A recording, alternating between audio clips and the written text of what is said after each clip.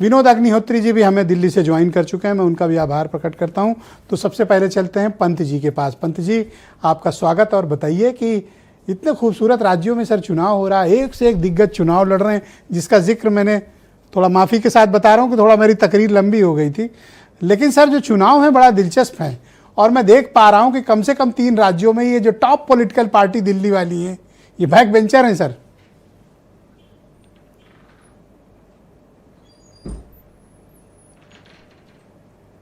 ये political parties क्या कह रहे हैं?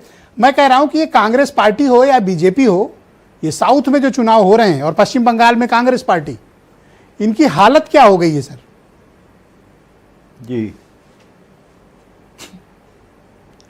नहीं, देखिए, चूंकि राज्यों के चुनाव हैं और राज्यों के चुनाव में जो है कि क्षेत्रीय पार्टियां जो हैं वो हमेशा दमखम से लड़ती हैं और वो ज़्यादातर जो है वो एक लीड लिए रहती हैं, और ख़ासकर हमने साउथ में ये चीज़ देखी है।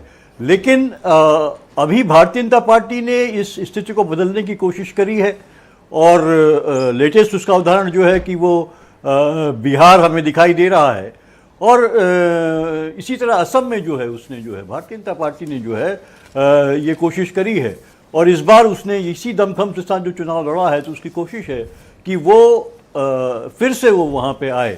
और सर सब लोग यहाँ डिबेट में कह रहे हैं, बीजेपी के प्रवक्ता भी कह रहे थे कि तमिलनाडु में ट्रायंगुलर इलेक्शन है, मतलब डीएमके, अन्ना द्रमुक और विजय की पार्टी में।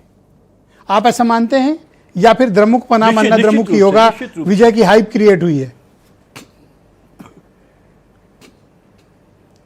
नहीं, देखिए, विजय जी का कुछ उसी तरह का है जिस तरह का प्रशांत का बिहार में था, क्योंकि विजय के साथ बहुत सही बात कही होगा तो उन्होंने कोशिश तो करी है, लेकिन आपको याद होगा कि उन्होंने कहा कि हम जिस समय कैंडिडेट सिलेक्शन की बात हो रही थी तो एक चुनाव में उन्होंने वो एक्चुअली बहुत सारे कैंडिडेट खड़े करना चाह, अकेले लड़ना चाह रहे थे, और काफी कैंडिडेट्स को, तो उन्होंने कहा कि 5 करोड़ एक कैंडिडेट के चुनाव में खर्चा होगा, जो हमारे लिए अभी संभव नहीं है।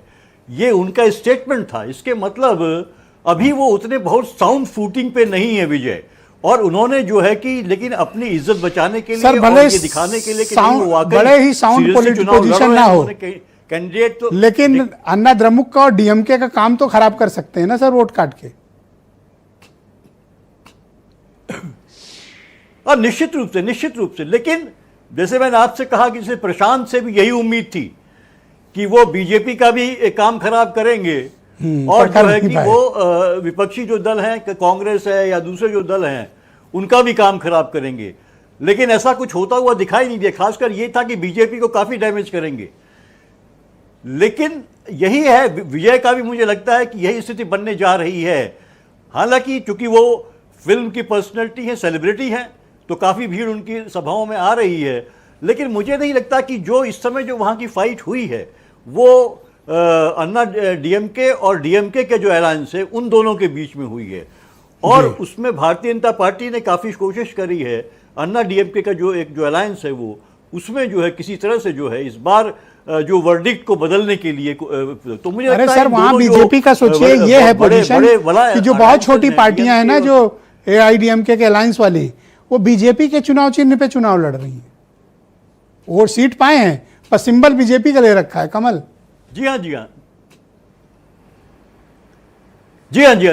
देखिए, बीजेपी मल्टी प्रोंग स्ट्रेटजी अपनाती है वो, और उसको पता है कि जो अपने ही जो है सिंबल पे अगर हम खड़ा करेंगे तो उसका एक बहुत शुक्रिया पंत जी, सर कृपया हमारे साथ बने रहिएगा। मैं विनोद अग्निहोत्री जी को अपनी प्रेजेंस कनेक्ट करना चाहता हूं दिल्ली से हमारे साथ